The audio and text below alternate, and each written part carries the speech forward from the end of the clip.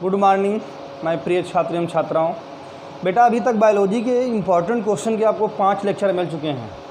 आज ये बेटा 6वां लेक्चर है और जितना भी क्वेश्चन आपको दिया जा रहा है या इस प्रकार से लेक्चर दिया जा रहा है, ये बेटा सारे आप लोग कोशिश करिएगा कि लिख लिख के याद करिएगा ताकि एग्ज़ाम में आपको ज़्यादा मदद मिल सके। ठीक, एक बेटा पुष्प चैप्टर है। पुष्प चैप्टर का सबसे खास बात ये थी बेटा कि जो पुष्प होते हैं उसके 4 भाग होता था, कैलिक्स, करोला, एंड्रोसियम, गाइनोसियम। कोई भी पुष्प होता था उसके 4 भाग होता था, कैलिक्स, करोला, एंड्रोसियम, गाइनोसियम। बस बेटा इन चारों का मात्रक पूछा जाता है तो इन चारों का मात्रक, कैलिक्स का मात्रक सेपल होता है, करोला का पेटल होता है, एंड्रोसियम का स्टेमन होता है और गाइनोसियम का कार्पल होता है। इतना याद रखना इम्पॉर्टेंट है। कभी कभी क्वेश्चन बहुत ही आसान क्वेश्चन पूछ लिया जाता है कि कैलिक्स का मात्रक क्या होगा, तो क्या लगाओगे बेटा सेपल, करोला का कैलिक्स का सेपल, करोला का पेटल, एंड्रोसियम का स्टेमन और गाइनोसियम का कार्पल होता है। ठीक, ये बेटा मात्रक हैं और वो नाम थे, कैलिक्स का मात्रक सेपल, करोला का पेटल, एंड्रोसियम का स्टेमन, गाइनोसियम का कार्पल। ठीक, इसके बाद बाबू ये होता है कभी कभी कैलिक्स करोला आपस में जुड़ जाते हैं या पहचान में नहीं आते। ये बेटा इंपॉर्टेंट है, बहुत ज़्यादा इंपॉर्टेंट है। कभी कभी कैलिक्स करोला आपस में जुड़ जाते हैं या पहचान में नहीं आते हैं। ऐसी स्थिति को पेरिहंत कहते हैं। क्या कहते हैं? पेरिहंत। एग्जाम में पूछा गया है कि जब कैलिक्स करोला विभेद न किया जा सके या आपस में जुड़े हुए दिखाई दें तो उन्हें क्या कहते हैं? पेरिहंत। और सबसे महत्वपूर्ण क्वेश्चन ये है कि जो पेरिहंत होता है उसका मात्रक होता है टेपल। क्या होता है बेटा? टेपल। ध्यान देना, कैलिक्स का मात्रक सेपल था, करोला का पेटल था और यहाँ बाबू है टेपल, तो पेरिहंत का मात्रक क्या हो गया? टेपल। इम्पॉर्टेंट है, इम्पॉर्टेंट है। पेरिहंत का मात्रक क्या होता है? टेपल। करोला का क्या होगा? कैलिक्स का क्या होता है? सेपल। कैलिक्स का सेपल, करोला का पेटल, एंड्रोसियम का स्टेमन, गाइनोसियम का कार्पल। और कैलिक्स करोला, ये लाइन इंपॉर्टेंट है, कैलिक्स करोला जब आपस में विभेद ना किया जा सके, पहचाना ना जा सके तो उसे क्या कहोगे? पेरिहंत। और इसका मात्रक बेटा होता है क्या? टेपल। क्या होता है? टेपल। याद रखना कि सभी पुष्प पूर्ण होते हैं, मतलब ऐसे पुष्प जिसमें कैलिक्स करोला एंड्रोसियम गाइनोसियम पाया जाए, ऐसा पुष्प जिसमें कैलिक्स करोला एंड्रोसियम गाइनोसियम पाया जाए, ऐसे पुष्प को पूर्ण पुष्प कहते हैं। सभी पुष्प पूर्ण होते हैं। लेकिन बेटा याद रखना, कुकुरबिटेसी कुल इंपॉर्टेंट है। कुकुरबिटेसी कुल के पुष्प कैसे होते हैं? अपूर्ण होते हैं। कैसे होते हैं? अपूर्ण। इन सारे पुष्प पूर्ण होंगे। किस कुल में अपूर्ण पुष्प पाए जाएंगे? कुकुरबिटेसी कुल में। और बेटा एक बार हम और चीज़ तुमको बचपन में बता चुके हैं कि कुकुरबिटेसी का फल का प्रकार पेपो होता था। क्या होता था? पेपो होता था। मैंने कहा था कुत्ते को मारते हो, कुकुर को मारते हो तो कुकुर पेपो बोलता है। इसका मतलब कुकुरबिटेसी कुल में अपूर्ण पुष्प भी पाया जाएगा और बाबू इसका फल क्या होगा? पेपो होता है। क्या होता है? पेपो। ठीक, इसके बाद बेटा अंडाशय पूछा गया है एग्जाम में। क्या? अंडाशय। ध्यान देना, अंडाशय मुख्य रूप से 2 हैं बाबू, एक सुपीरियर अंडाशय और एक इन्फीरियर अंडाशय। एक सुपीरियर अंडाशय और एक इन्फीरियर अंडाशय। ध्यान देना बेटा, सुपीरियर अंडाशय का दूसरा नाम होता है इपीगाइनस और इन्फीरियर अंडाशय का दूसरा नाम होता है हाइपोगाइनस। ठीक, सुपीरियर अंडाशय और इन्फीरियर अंडाशय। सुपीरियर अंडाशय और इन्फीरियर अंडाशय इंपॉर्टेंट है। एक अंडाशय सुपीरियर होगा और एक होगा इन्फीरियर। अंडाशय का मतलब ये होता है बाबू, ये कैलिक्स करोला एंड्रोसियम गाइनोसियम के, खासकर गाइनोसियम का जब पोजीशन ऊपर होता है और कैलिक्स करोला एंड्रोसियम नीचे होते हैं तो इसको सुपीरियर अंडाशय कहते हैं। ये नहीं पूछा जाएगा लेकिन ये ज़रूर पूछा जाएगा कि जितने भी पुष्प होते हैं या जितना भी कुल होता है सब में सुपीरियर अंडाशय पाया जाता है या इपीगाइनस पाया जाता है। लेकिन बाबू 2 याद रखना, खाली आप 2 याद कर लेना, एक कंपोजिटिव कुल, एक कुकुरबिटेसी कुल। एक कंपोजिटिव कुल है और एक कुकुरबिटेसी कुल है जिसमें इन्फीरियर अंडाशय पाया जाता है और सभी कुलों में कैसा अंडाशय पाया जाएगा? सुपीरियर। इसका मतलब अंडाशय कितने प्रकार के बेटा हो गए? 2 प्रकार के, सुपीरियर और इन्फीरियर। ये इम्पॉर्टेंट है, बहुत ज़्यादा इम्पॉर्टेंट है।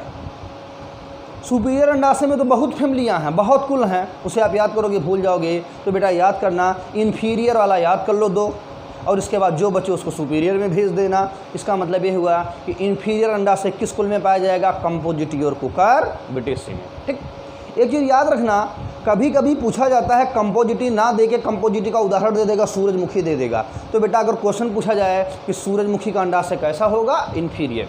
या कभी कभी सब्जियों वाली पूछ लेता है, सब्जी वाली फैमिली, कद्दू, लौकी, खीरा, सब्जियों का उदाहरण दे के ही पूछ लेगा कौन सा अंडाशय होगा, तो इन्फीरियर अंडाशय। तो बेटा चाहे कुल पूछे और चाहे उसका उदाहरण दे के पूछे, बात एक ही है। इसका मतलब अंडाशय कितने प्रकार के हो गए? 2 प्रकार का, एक सुपीरियर और एक इन्फीरियर।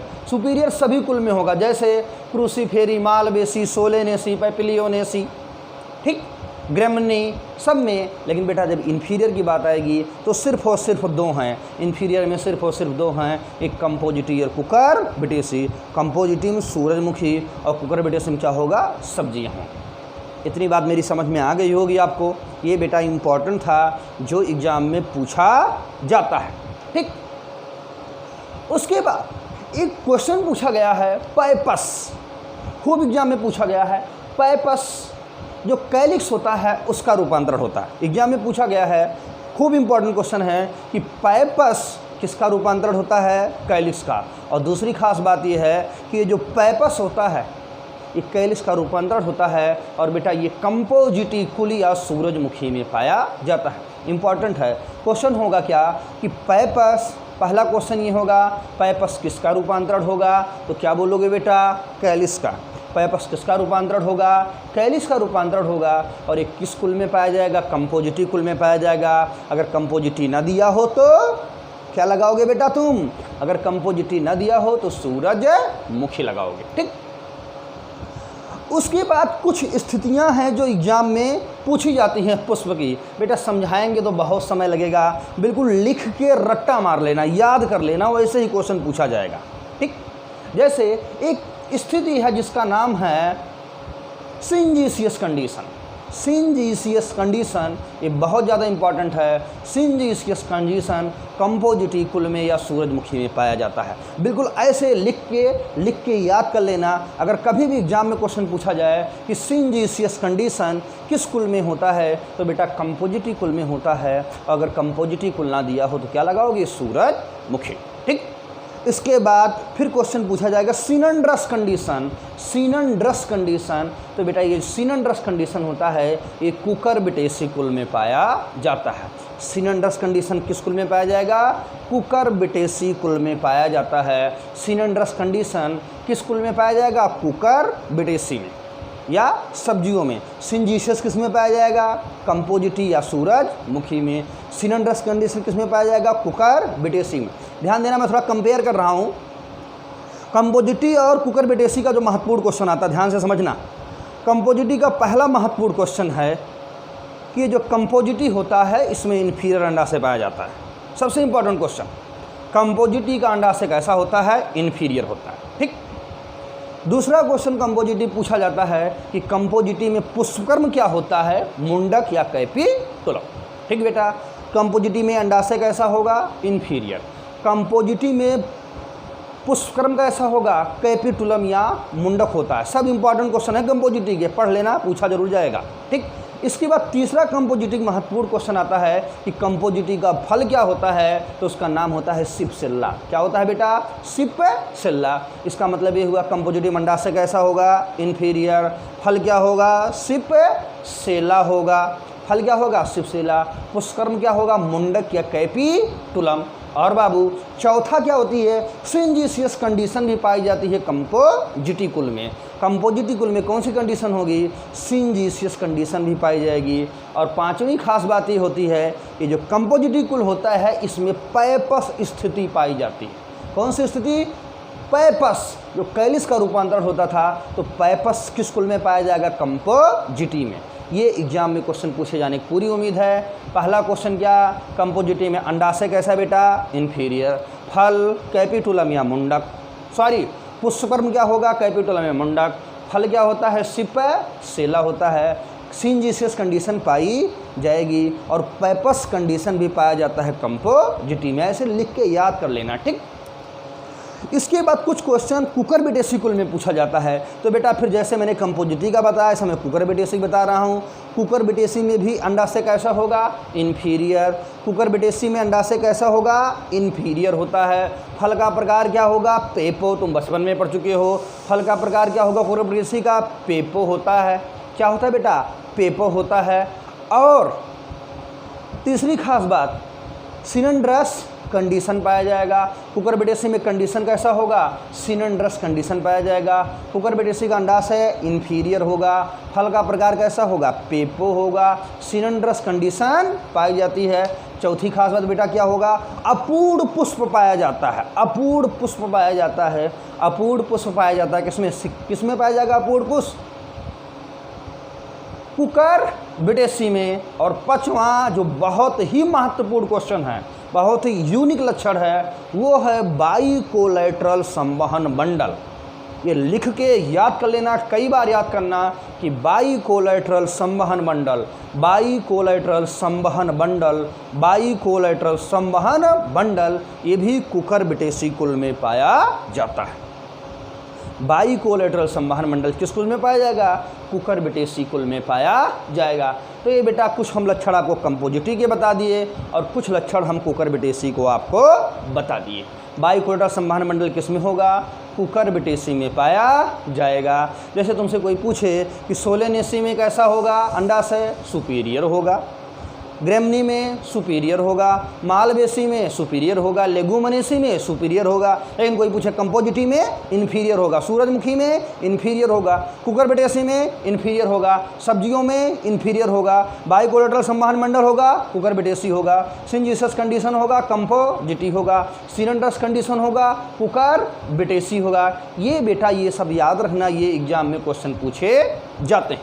ठीक, जैसे सिनजीसस कंडीशन कंपोजिटी कुल में पाया जाता था या सूरजमुखी में पाया जाता था, और सिनंड्रस कंडीशन कुकुरबिटेसी कुल में पाया जाता था, ठीक इसी प्रकार एक condition mono adelphous condition.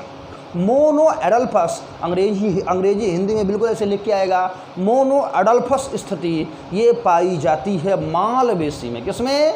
Malvaceae में। नाम ही मिल रहा है मोनो से, माँ से मोनो, माँ से माल, माँ से मोनो, माँ से माल। तो मोनोएडल्फस कंडीशन कहाँ पाई जाएगी? मालवेसी में। और बेटा जानते हो तो मालवेसी का उदाहरण होता है भिंडी, कपास और गुड़हल। मालवेसी का उदाहरण क्या होता है? भिंडी, कपास और गुड़हल। यानी जो भिंडी कपास और गुड़हल होता है उसका फैमिली क्या होगी? मालवेसी। और मोनोएडल्फस कंडीशन किसमें पाई जाएगी? मालवेसी में। इसका मतलब आपको जरूर याद होगा कि मोनोएडल्फस कंडीशन मालवेसी में पाई जाती है। ठीक, माँ से मोनो, माँ से माल। और सिनजीसियस कंपोजिटी या सूरजमुखी में, और सिनंड्रस पाई जाती है कुकुरबिटेसी में। सिनंड्रस किसमें पाई जाती है? कुकुरबिटेसी में। तो ये बेटा कुछ महत्वपूर्ण क्वेश्चन थे। ठीक है, इसके बाद एक चैप्टर है आप में जिसका नाम है परागगण। परागण एक चैप्टर है जिसको पॉलिनेशन कहते हैं, और एक चैप्टर है बाबू जिसको परकिरणन कहते हैं। क्या कहते हैं? परकिरणन। क्या कहते हैं? परकिरणन। बेटा ध्यान देना, अगर किसी के नाम के आगे फिली लगा हो, अगर किसी के नाम के आगे क्या लगा हो? फिली लगा हो, तो इसका मतलब होता है बेटा परागण। क्या होता है? परागण। और अगर किसी के नाम के आगे कोरी लगा हो, क्या लगा हो? कोरी, मतलब CHORY, कोरी लगा हो, तो इसे बोलेंगे परकिरणन। क्या बोलेंगे? परकिरणन। ध्यान से समझना, दोनों इंपॉर्टेंट है, क्वेश्चन पूछे जाते हैं। अगर किसी के नाम में क्या लगा हो? अगर किसी के नाम में फिली लगा हो तो परागण कहोगे, और अगर किसी के नाम में कोरी लगा हो तो क्या बोलोगे? परकिरणन। होता क्या है बाबू? फिली, अगर नाम के आगे क्या लगा हो? फिली। जैसे मेरे नाम के आगे लिख जाए रवि फिली, इसका मतलब रवि द्वारा परागण या रवि परागण। अगर लिख लिया जाए रवि कोरी तो इसका मतलब रवि परकिरणन। इसका मतलब ये हुआ अगर फिली किसी के नाम के आगे लग जाएगा तो परागण होगा, और कोरी लग जाएगा तो परकिरणन होगा। ध्यान से समझना मेरी बात। दो पौधों को नर और मादा पौधों को आपस में जो मिलाने की प्रक्रिया होती है, मान लो एक खेत है, उसमें नर पौधा भी है, मादा पौधा भी है, ये जब तक दोनों जनन नहीं करेंगे नया संतान बनेगा नहीं, नया पौधा बनेगा नहीं। इन दोनों को मिलाने के लिए जो भी भगवान ने प्रक्रिया बनाई है, या नर को मादा से मिलाने के लिए जो प्रक्रिया है बेटा, उसी को कहते हैं क्या? परागण। क्या कहते हैं? परागण।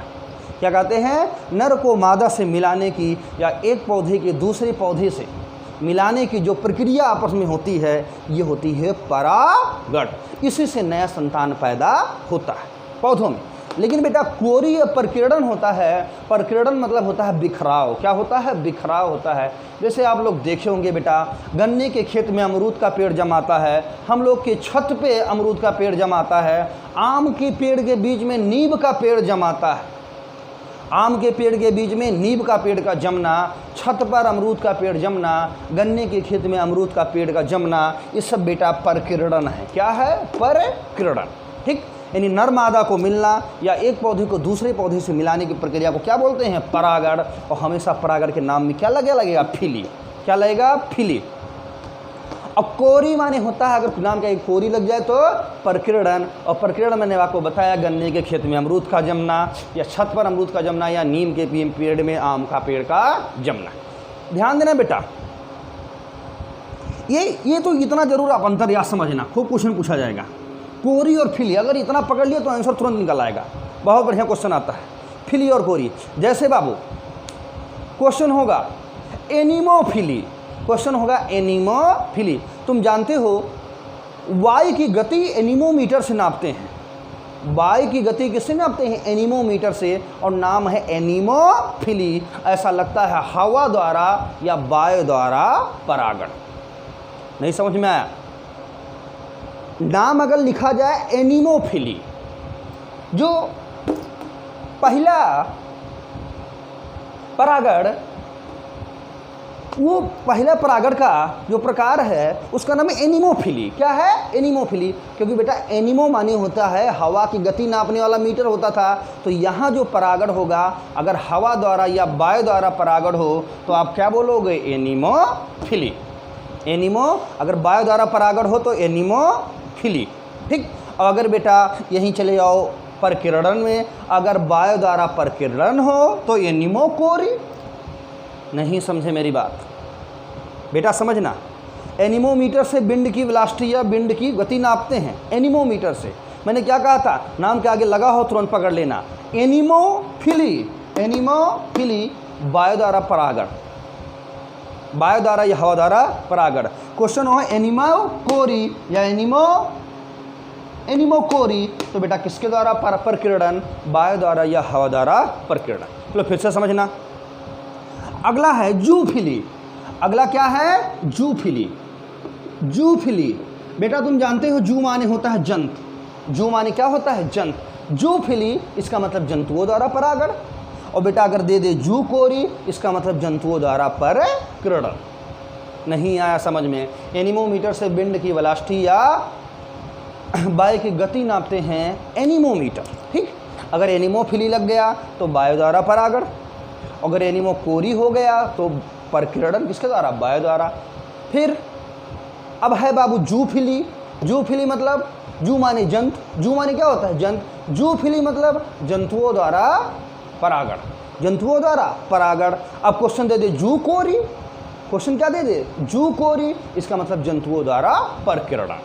आ गई होगी मेरी बात समझ में? इसके बाद बेटा तीसरा होता है हाइड्रो। हाइड्रो, हाइड्रो माने होता है जल।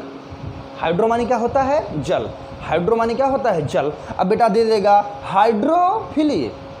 क्या दे देगा? हाइड्रोफिली। तो क्या हो जाएगा? जल द्वारा परागण। और दे दे हाइड्रोकोरी, इसका मतलब जल द्वारा प्रकीर्णन। नहीं समझे मेरी बात? मेन शब्द याद रखना, एनिमो माने हवा होता है, एनिमो माने हवा या वायु होगा, जू माने जंतु होता है, और हाइड्रो माने होता है पानी। अब समझना, अब इसी के आगे कोरी और फिली जोड़ते चलना है। ठीक। जैसे पहला है एनिमोफिली, वायु द्वारा या हवा द्वारा परागण। अब फिर दे दिए एनिमोकोरी, तो वायु द्वारा प्रकीर्णन हो गया या हवा द्वारा प्रकीर्णन हो गया। फिर दे दिए जूफिली, मतलब जंतुओं द्वारा परागण। और फिर दे दिए जू कोरी, कोरी मतलब जंतुओं द्वारा परकिरणन, फिर दे दिया हाइड्रोकोरी मतलब जल द्वारा परकिरणन, और दे दिया हाइड्रोफिली मतलब जल द्वारा परागण। बेटा फिली लगे तो परागण, कोरी लगे तो परकिरणन। इतनी समझ में आ गई होगी। क्वेश्चन पूछा जाएगा कि जल द्वारा परागण को क्या कहते हैं, या जल द्वारा प्रकीर्णन को क्या कहते हैं, वायु द्वारा परागण को क्या कहते हैं, या वायु द्वारा प्रकीर्णन को क्या कहते हैं, या जंतु द्वारा प्रकीर्णन को कहते हैं। एग्जाम में क्वेश्चन पूछा जाता है। लेकिन बाबू ध्यान देना, परागण मुख्य रूप से दो प्रकार का होता है, एक स्वपरागण, दूसरा परपरागण। परागण दो प्रकार का होता है, स्वपरागण और परपरागण। बेटा मैंने जो परागण का तीन प्रकार बताया, जल द्वारा, वायु द्वारा और जंतु द्वारा, ये बेटा सब परपरागण के प्रकार थे। किसके परागण थे? परपरागण के या क्रॉस पॉलिनेशन के। ठीक, ये स्वपरागण के उदाहरण नहीं थे, ये परपरागण के उदाहरण थे। आप समझ गए होंगे बेटा कि अगर परपरागण होगा तो तीन विधि से होगा, जंतु द्वारा, वायु द्वारा और जल द्वारा, और अगर परकीर्णन होगा तो भी तीन प्रकार से होता है। नाम देख के पहचानोगे कौन सा क्या पूछा गया। ठीक, अब जैसे एक क्वेश्चन पूछा जाता है कि जंतु जो होते हैं बाबू, जंतुओं में कीट आता है। जंतुओं में क्या आता है? कीट। और कीटों में एक कीट है मधुमक्खी। जंतुओं में बेटा कीट आता है, यानी जूफिली में कीट भी आएंगे, और एक कीट है मधुमक्खी। क्वेश्चन खूब पूछा जाता है कि जंतुओं में सबसे अधिक परागण किसके द्वारा होता है? तो किसके द्वारा होता है? मधुमक्खी के द्वारा। इसके द्वारा खूब एग्जाम में पूछा गया है कि जंतुओं में सर्वाधिक परागण किसके द्वारा होता है? मधुमक्खी के द्वारा। ये एग्जाम में क्वेश्चन पूछा गया है। ये एग्जाम में क्वेश्चन पूछा गया है कि क्या जंतुओं में सबसे अधिक परागण किसके द्वारा होगा? जंतुओं में सबसे अधिक परागण किसके द्वारा होगा? तो बेटा जंतुओं में सबसे अधिक परागण होता है वो कीटों द्वारा होता है। किसके द्वारा होता है? कीटों के द्वारा। ठीक, उसके बाद हमने परकीर्णन भी तीन बताया, वायु द्वारा परकीर्णन, जल द्वारा और जंतु द्वारा। बेटा जो वायु द्वारा परकीर्णन है उसमें एक विध है पैरासूट विध द्वारा परकीर्णन। पैरासूट विध वायु द्वारा परकीर्णन है। ये भी एग्जाम में खूब पूछा जाता है कि पैरासूट विध किस प्रकार का परकीर्णन है। क्वेश्चन पूछा जाता है पैरासूट विध किस प्रकार का परकीर्णन है, तो आप क्या लगाओगे? वायु द्वारा परकीर्णन का ये माध्यम है, जिसको हम लोग क्या बोलते हैं? पैरासूट विध। बेटा परकीर्णन ये दो अध्याय समझ लो खत्म हो गया, एक परागण और एक परकीर्णन। ठीक भाई, वायु द्वारा परकीर्णन का एक विध है जिसका नाम होता है क्या? पैरासूट विध। और बाबू ये पैरासूट विध भी पाई जाती है किसमें? कंपोजिटी कुल में। इसका मतलब कंपोजिटी कुकर बेटे ऐसा लग रहा है तुम्हारा पीछा नहीं छोड़ रही है। कंपोजिटी में है। अब क्वेश्चन पूछा जाएगा कंपोजिटी में परकीर्णन कैसे होता है, तो आप बोलोगे पैरासूट विध द्वारा। और पैरासूट विध किसका प्रकार है? वायु द्वारा परकीर्णन। आगे बात मेरी समझ में बेटा? चलिए ठीक है, थोड़ा और आगे चलते हैं हम लोग।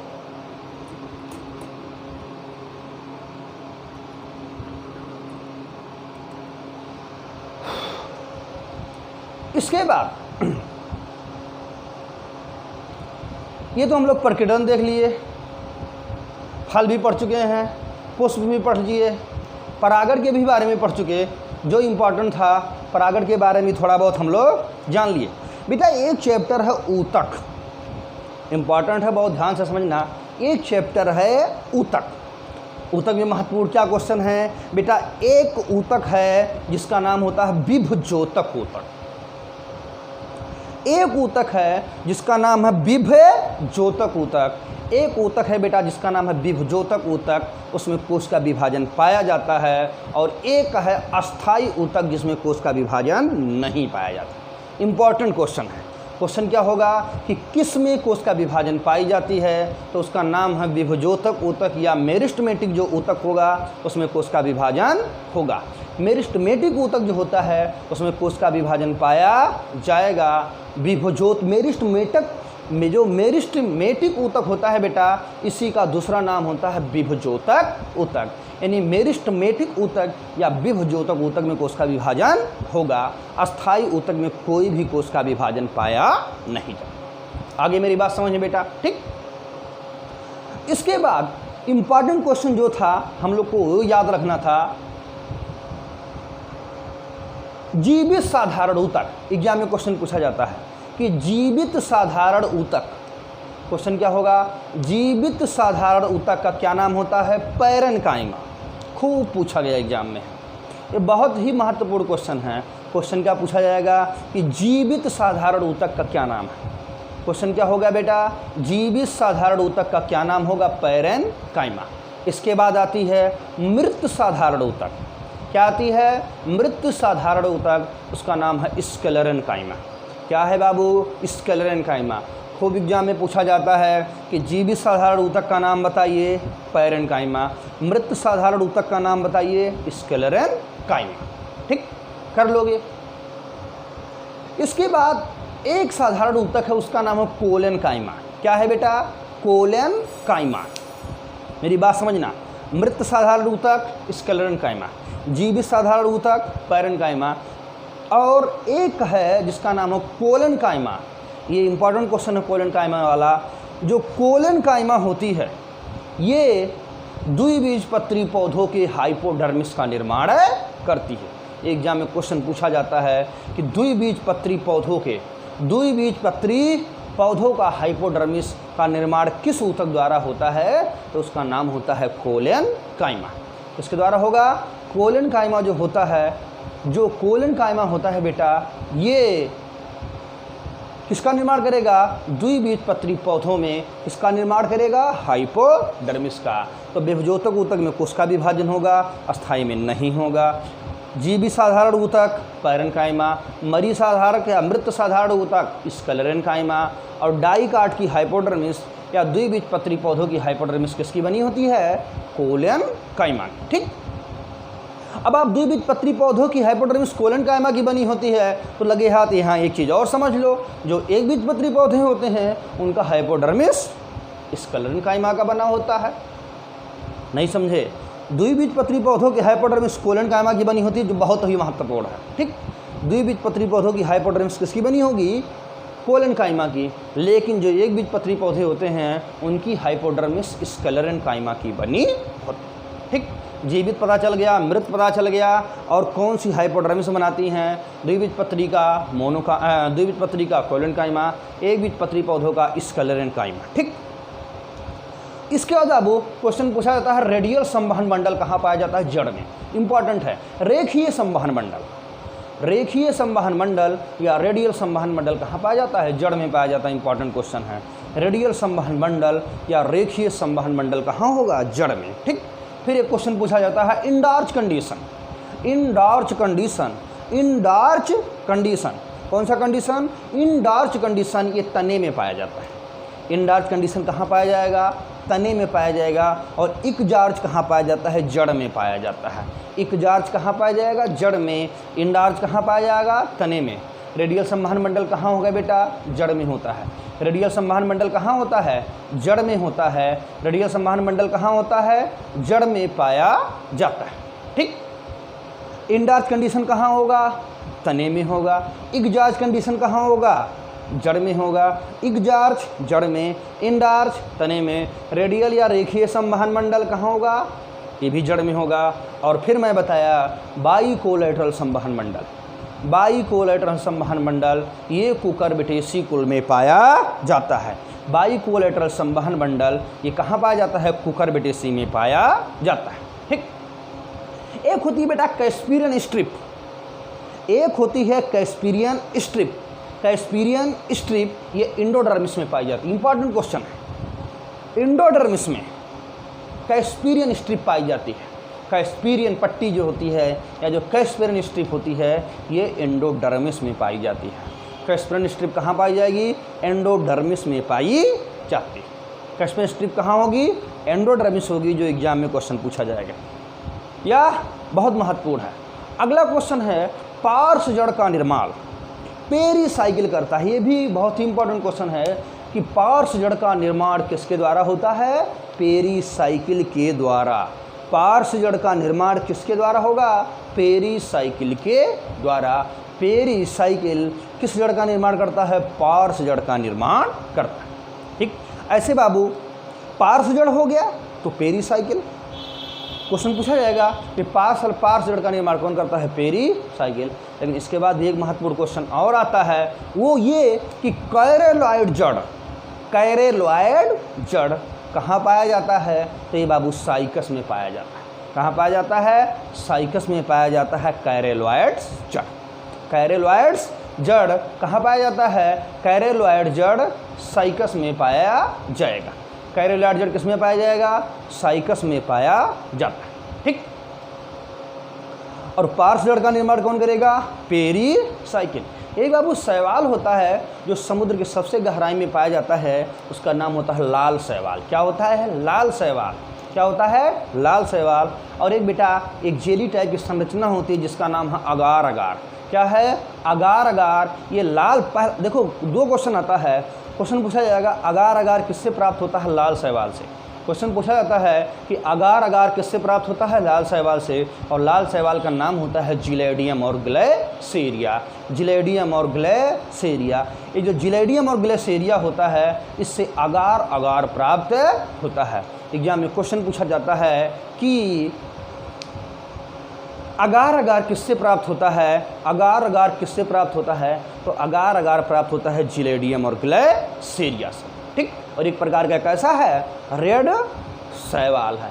आयोडीन पूछा जाए तो भूरा शैवाल लगाना बेटा। ठीक, एक क्वेश्चन और पूछा जाता है कि जो नीले हरे शैवाल होते हैं, इंपॉर्टेंट क्वेश्चन है, बहुत ही ज़्यादा इंपॉर्टेंट। जो नीले हरे शैवाल होते हैं उनमें एक विशेष संरचना होती है जिसका नाम होता है हेट्रोसिस्ट। नीले हरे शैवाल जो होते हैं उनमें एक विशेष संरचना होती है जिसका नाम होता है हेट्रोसिस्ट। नीले हरे जो शैवाल होते हैं उनमें एक विशेष संरचना पाई जाती है जिसका नाम होता है हेट्रोसिस्ट। और बेटा ये हेट्रोसिस्ट नाइट्रोजन का स्थिरीकरण करता है। ये खूब पूछा गया क्वेश्चन कि नाइट्रोजन का स्थिरीकरण कौन करता है? हेट्रोसिस्ट। नीले हरे शैवाल में पाए जाने वाला हेट्रोसिस्ट ये किसका स्थिरीकरण करता है? नाइट्रोजन का स्थिरीकरण करता है। इसके बाद एक नीला हरा शैवाल है जिसका नाम है स्पाइरुलिना।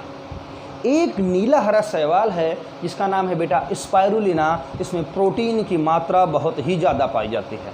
खूब क्वेश्चन पूछा जाता है। पहली खास बात तो ये है कि स्पाइरुलिना एक प्रकार का नीला हरा शैवाल है या ब्लू ग्रीन एल्गी है। स्पाइरुलिना एक प्रकार का नीला हरा शैवाल है या ब्लू ग्रीन एल्गी है। और दूसरा क्वेश्चन क्या पूछा जाता है कि स्पाइरुलिना में प्रोटीन सबसे अधिक होती है। तो ठीक है बेटा, बस आज की क्लास यहीं तक। जितना भी पढ़ाया गया है इसे आप लोग लिख कर याद कर लें। और मैं फिर आपको बता रहा हूँ, बहुत ज़्यादा इधर उधर पढ़ने की ज़रूरत नहीं है। जितना भी पढ़ाया गया बहुत है बेटा।